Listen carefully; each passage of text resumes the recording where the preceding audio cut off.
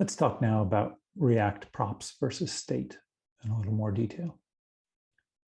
So one thing to know is, in general, you want a component to get passed in all its properties. Okay, any state information that's needed can be used there, but let's just look at an example. Okay, so let's say we have a list. Okay. So this is a list component. And what's it going to display? It's going to display a list of items. So its props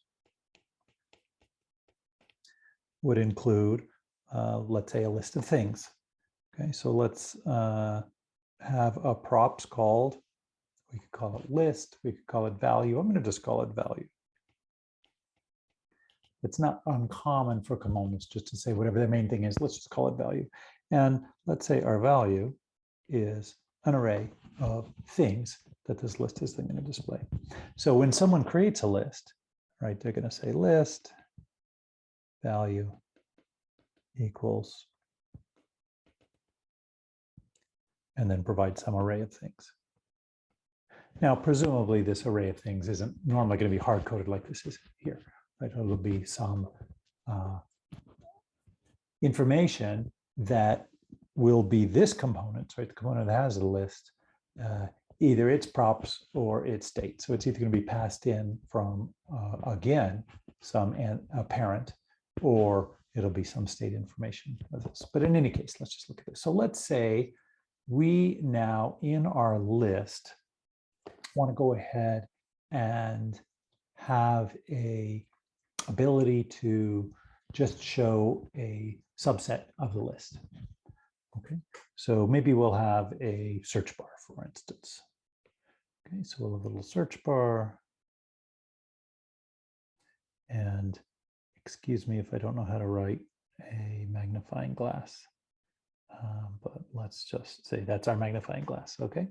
So the idea is a user can type in here and then see only a subset of the array. So let's say the user does type in here, right? So they type in small. So they will only want to see the list items that have the word small. So here's my question. What is the state information of this list component? Clearly, one piece of state information is what is the current filter. Okay, so let's say, just for the sake of argument, that what we have in here is actually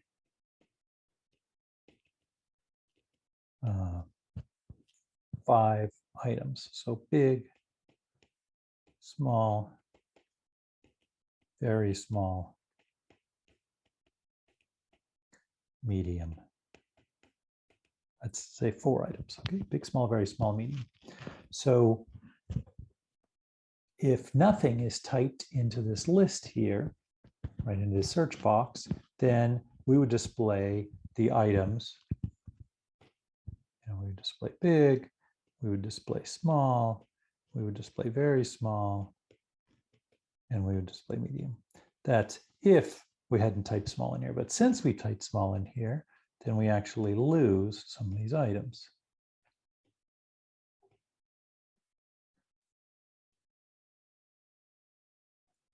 So instead of an array of size 4, we're really displaying an array of size 2, because we would just be displaying small and very small.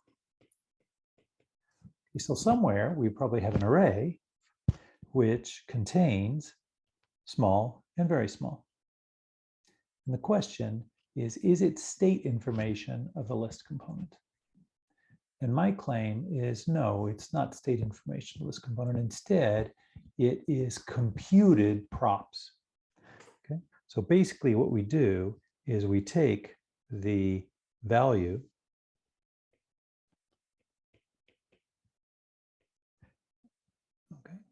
So we've got here the 4 items. And we take in our state. which is small. And from this, we compute. Right? So from these two items, we compute ourselves a new array, right? The new array that composed of just small and very small.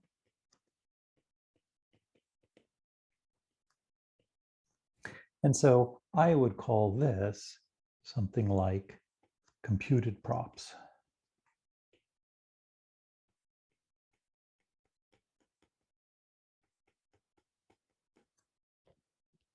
Okay.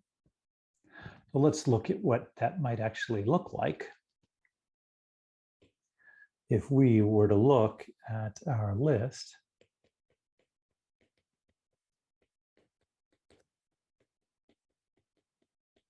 right, we would have some state information, which would be the filter.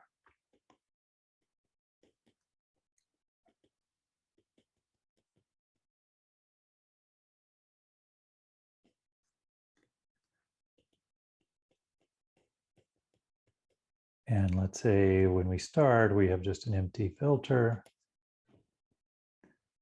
All right. And then props.value, of course, contains our full array. But we only want to display a partial array, right? Depending on what the current value of filter is. So my claim is what we would do is do something like filtered list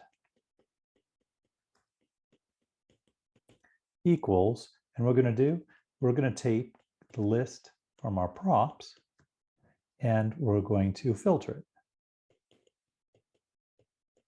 Okay. So we're going to keep a subset of what's in there. And in here, we're going to basically just, I'm not going to put the code for it. So we're going to check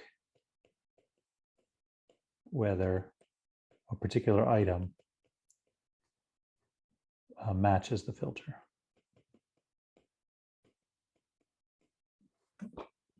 So filtered list is now going to be a subset of the entire list. And now we can go ahead and return JSX to display each item in the filtered list.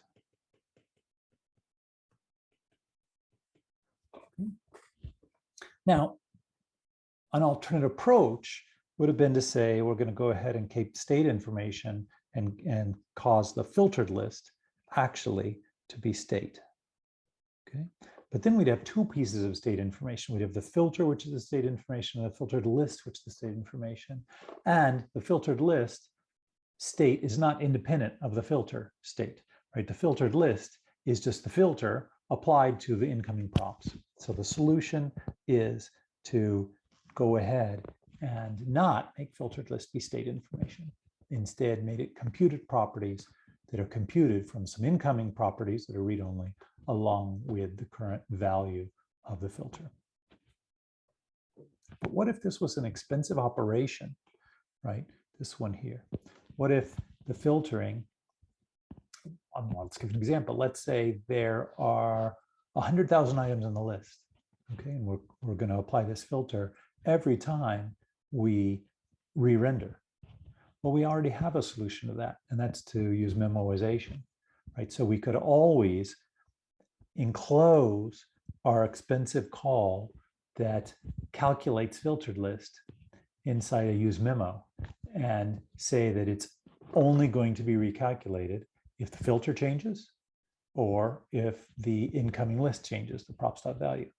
And that way, if neither of them change and we're asked to re-render, we don't have to recompute the filtered list. So that's one key point of using props and using state, and that is to make calculations based on the props, not themselves be state information. Let me just give you another example. Let's say we had back here in our list, we have a total number of items. So in this case, the total would be 2. Do we want this 2 to be state information? Two different questions. Should it be state information? The answer is no, because it just depends on the list. Should it be properties? And again, the answer is no, because it can be easily calculated from the properties. So one could consider passing in as props the value and the, let's say, number of items. But that's redundant information that the parent would have to pass to us. So we don't do that.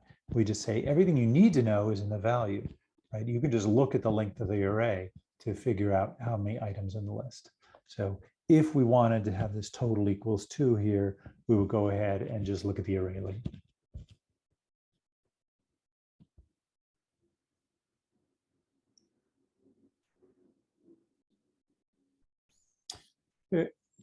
There's a principle for this idea of not passing redundant information.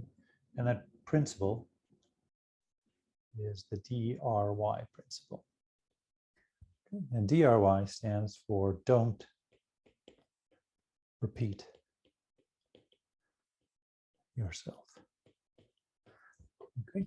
So passing in both the list and the length of that list is a repetition of sort, because if you change the list, you've also got to change the count of the list. So instead, just passing the list allows anyone who need to compute the length of the list. So don't repeat yourself. We have sort of one canonical